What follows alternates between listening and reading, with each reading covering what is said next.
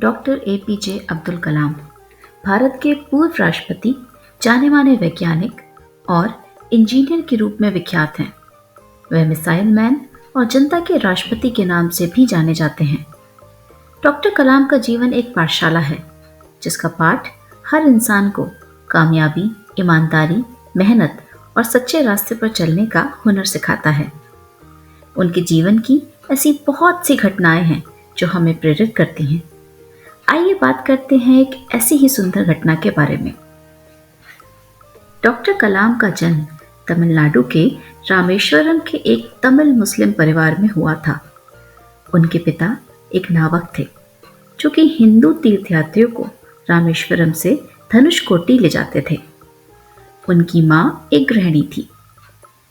जब वह छोटे थे तब वह अपने परिवार को आर्थिक मदद देने के लिए अखबार बेचा करते थे।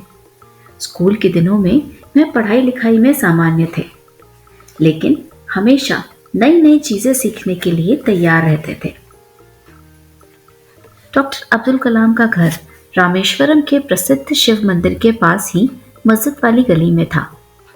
हर शाम कलाम को मंदिर के पास वक्त बिताना पसंद था। वहां पर मंत्रों की गूंज में उन्हें एक अलग सी जादू लगता था। हालांकि उन्हें कुछ समझ नहीं आता था, लेकिन वहां जाने के पीछे एक और कारण था, और वो था उनका बेस्ट फ्रेंड रामनाथ शास्त्री। रामनाथ रामेश्वरम मंदिर के प्रधान पुजारी का बेटा था।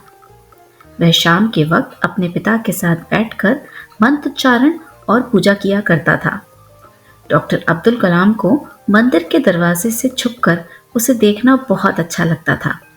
वह भी अक्सर उन्हें देखकर मुस्कुराता था। स्कूल में रामनाथ और डॉक्टर कलाम हमेशा साथ में फर्स्ट बेंच पर बैठा करते थे। क्योंकि रामनाथ एक पुजारी का बेटा था, वह जनेऊ पहनता था और कलाम सफेद टोपी लगाते थे। जब वो कक्षा 5 में थे, एक बार उनकी क्लास में एक नया टीचर आया। वह बहुत ही स्ट्रिक्ट था।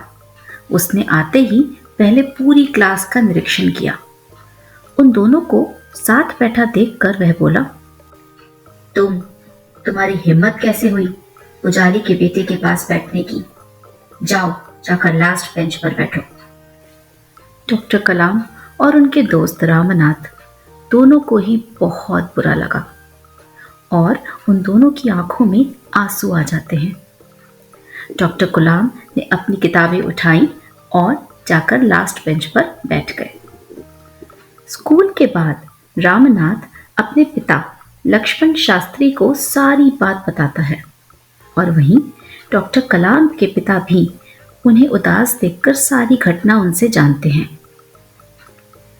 अगले दिन सुबह रामनाथ भागता हुआ अब्दुल कलाम के घर आता है और कहता है, कलाम जल्दी चलो, पिताजी ने तुम्हें तुरंत बुलाया है। तभी डॉक्टर कलाम और ज्यादा डर जाते हैं। उन्हें लगता है कि रामनाथ के पिताजी भी उसे डांटने के लिए बुला रहे हैं, पर वहां पहुंचने पर डॉक्टर कलाम दंग रह जाते हैं। वह देखते हैं कि उनके नए टीचर रामनाथ के पिताजी के साथ खड़े हुए हैं।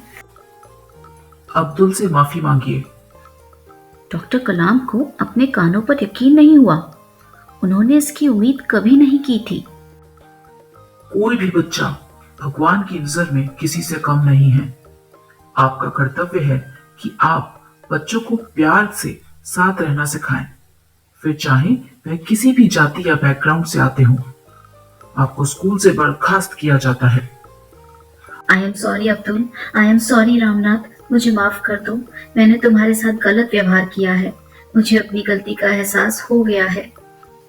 रामनाथ के पिताजी ने देखा कि टीचर को वाकई अपनी गलती का पछतावा है, और वह भी उसे माफ कर देते हैं और उसे स्कूल में पढ़ाते रहने की अनुमति दे देते हैं।